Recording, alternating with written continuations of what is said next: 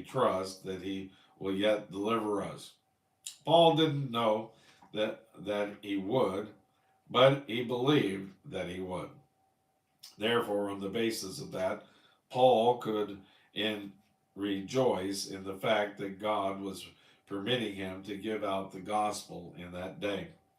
God appeals to these Corinthian believers for prayer. And that concludes that section. Now we're going to move on to section verse 11. Verse 11. Ye also helping together by praying for us, that for the gift bestowed upon us by the means of many persons, thanks may be given by many of our on our behalf. God wants us to do this. I have appealed for prayer. Thank God folks have been praying for me down through the years. And I want to take this time to appeal for your prayer as well. I need prayer doing through the Bible. It causes you to have a lot of problems. I have been sick for the last 6 weeks with probably walking pneumonia, laryngitis, bronchitis, whatever you want to call it. I haven't been to the doctor to find out what it is. But anyway, I do covet your prayers. I want you to pray for my son Braden. He needs your prayers as well. And I ask that you pray for him.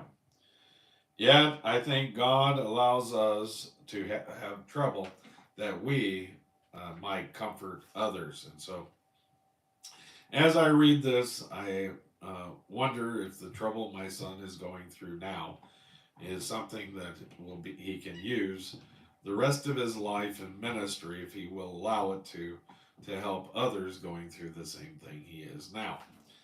And so that is one of my prayers. But I would pray for deliverance from it as well. Our suffering is for the benefit of others, that we may be able to comfort them which are in any trouble. It is amazing how my experience with cancer has been a comfort to others. God permits us to have trouble so that we may be able to comfort others. Listen to Paul again. For we would not, brethren, have you ignorant of our trouble which came to us in Asia, that we were pressed out of measure, above strength, insomuch that we despised even of life. If you are as old as I am, you may remember the fable we used to have in our reader in school.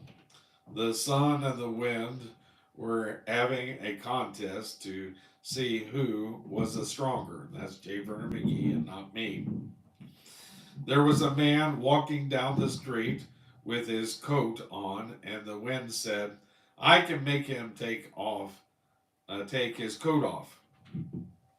So the wind began to blow. I tell you, it almost blew the man away. The harder the wind blew, the tighter the man wrapped his coat around him. The sun said, now, it's my turn to try. The sun shone down so warm and nice that the man took his coat off. The sun accomplished what the wind could not do.